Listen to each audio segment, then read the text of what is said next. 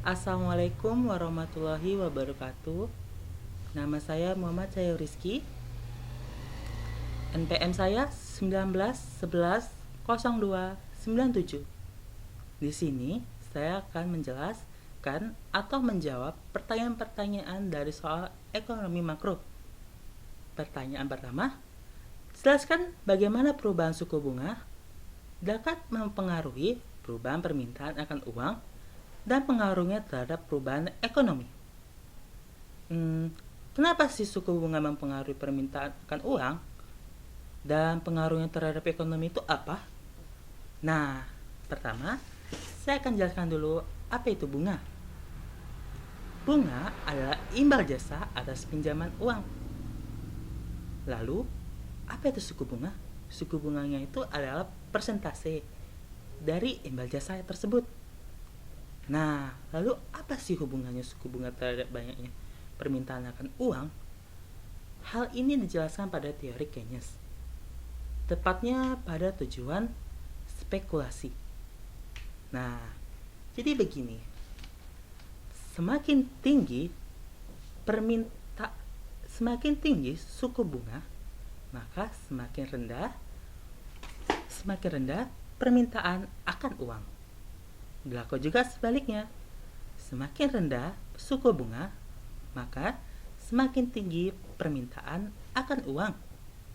Saya ulang lagi, semakin tinggi permintaan akan suku bunga, maka semakin rendah permintaan akan uang, dan berlaku secara sebaliknya.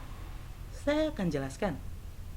Begini, saya sudah jelaskan bahwa suku bunga adalah persentase dari imbal jasa atas pinjaman uang tersebut. Nah, ketika suku bunga tinggi, permintaan akan uang itu rendah dikarenakan orang-orang akan lebih memilih untuk meminjamkan uangnya, baik itu kepada bank ataupun kepada pemerintah. Nah, kepada pemerintah itu kita bisa sebut saja sebagai salah satunya obligasi. Kepada bank, kita sebut saja sebagai deposito. Nah, ketika tinggi, orang-orang cenderung akan lebih meminjamkan uangnya. Karena itu permintaannya semakin sedikit kepada uang. Ambil contoh, saya punya uang 20.000. Karena suku bunganya tinggi, maka saya akan memberikannya. Lalu kita ambil contoh, suku bunganya itu 10%, maka saya mendapatkan 20.000.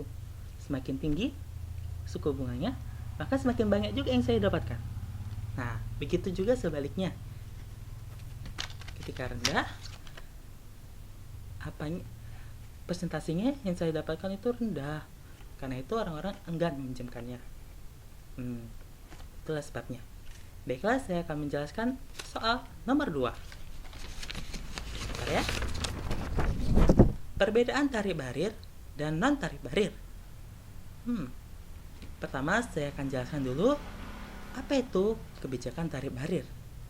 Kebijakan tarif barir adalah kebijakan proteksi terhadap barang-barang produksi dalam negeri agar tidak dibanjiri barang-barang sejenis yang diimpor dengan cara memberikan bea masuk terhadap setiap barang yang masuk. Dan yang kedua, saya akan jelaskan kebijakan non tarif. Kebijakan non tarif barir adalah kebijakan perdagangan selain bea masuk yang dapat menimbulkan distorsi sehingga mengurangi potensi manfaat perdagangan internasional. Nah, saya kasih contoh biar lebih gampangnya seperti ini. Ini Indonesia. Nah, kebijakan yang diatur oleh pemerintah tersebut kita umpamakan sebagai gerbang. Gerbang ini tujuannya adalah untuk menghalangi barang-barang pengimpor tersebut agar tidak membanjiri. Contoh, ini rencananya akan melakukan impor kepada negara Indonesia, tapi ada penghalangnya. Nah, kebijakan tarif barir itu menghalanginya itu berupa bea masuk atau hal-hal yang berkaitan dengan bea cukai. Nah, seperti ini. Nah, di gerbangnya ini ketika tarif barir ada ada hal-hal terkait dengan bea. Jadi negara-negara itu akan lebih susah masuk kepada Indonesia barang-barangnya. Susah, lebih lebih sulit gitu. Kedua, itu tarif non barir. Tarif non barir ini eh, eh, tarif non barir ini kebijakan oleh pemerintah, tapi tidak melalui teks atau pajak ataupun bea. Kebijakan ini menghalangi barang masuk ke Indonesia melalui kuota. Ya, kuota, yaitu batasan barang. Jadi misalnya ada negara Jepang ingin mengimporkan barangnya ke Indonesia, tapi batasannya itu sudah habis. Jadi pemerintah itu tidak bisa, negara Jepang itu tidak bisa mengimporkannya lagi karena ada batasan tertentu akan barang-barangnya. Nah, selanjutnya saya akan menjawab soal nomor 3, yaitu kebijakan ekonomi internasional, instrumen-instrumennya. Nah, sebelum itu saya akan jelaskan dulu apa sih itu kebijakan ekonomi internasional. Kebijakan ekonomi internasional adalah kebijakan ekonomi yang dilakukan pemerintah yang secara langsung maupun tidak langsung dan akan mempengaruhi segala bentuk perdagangan dan pembayaran internasional, baik itu dari komposisi, arah, dan jaraknya, lain-lainnya gitu. Instrumen kebijakan ekonomi internasional. Pertama, kebijakan perdagangan internasional. Kedua, kebijakan pembayaran internasional. Ketiga, kebijakan bantuan luar negeri. Nah, berikutnya saya akan menjawab pertanyaan nomor 4, yaitu apa itu perekonomian terbuka? Perekonomian terbuka adalah perekonomian yang melibatkan diri dan perdagangan internasional, baik itu ekspor maupun impor, barang dan jasa, serta modal dengan negara-negara lainnya.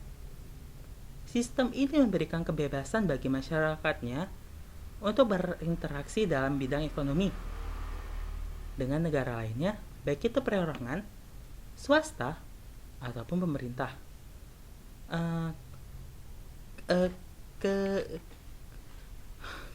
Kegiatan itu bisa dalam bentuk perdagangan dalam bentuk barang dan jasa, bentukan teknologi, dan lain sebagainya.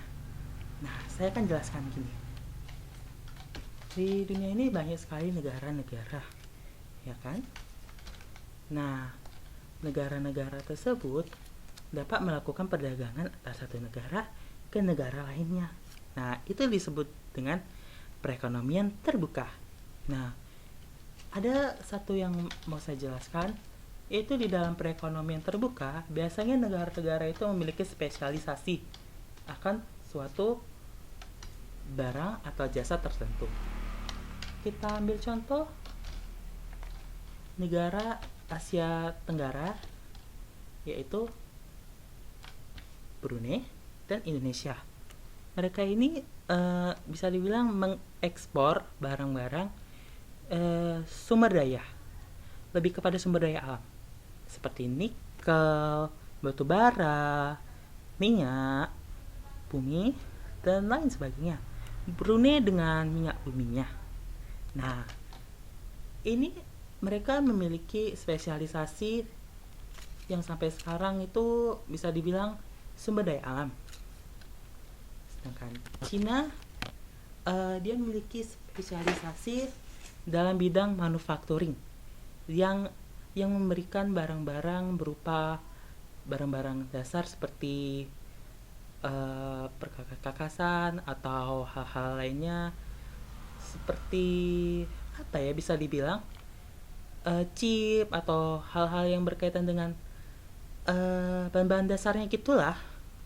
Nah, Jerman dan Jepang biasanya mereka memiliki spesialisasi dalam hal teknologi yang lebih tinggi. Jadi barang-barang dasarnya itu dari Cina, mereka akan mengekspornya lagi kepada Jepang dan Jerman. Nah, begitulah Di dalam perekonomian terbuka biasanya terdapat spesialisasi tertentu dalam beberapa negara. Nah, selanjutnya kita akan bahas tentang apa soalnya tadi? Jelaskan menurut Anda apa faktor yang menghambat faktor-faktor yang menghambat pembangunan. Nah, faktor-faktor yang menghambat pembangunan itu kita ambil contoh dulu. Faktor-faktor pembangunan ekonomi itu ada 4, yaitu sumber daya manusia, 2, sumber daya alam, 3, pembentukan modal, 4, teknologi dan kewirausahaan. Nah, dan faktor-faktor yang menghambatnya itu apa sih? 1, perkembangan penduduk terhadap perkembangan tingkat kesejahteraan. Nah, perkembangan penduduk terhadap perkembangan tingkat kesejahteraan ini berpengaruh langsung dari perkembangan penduduk.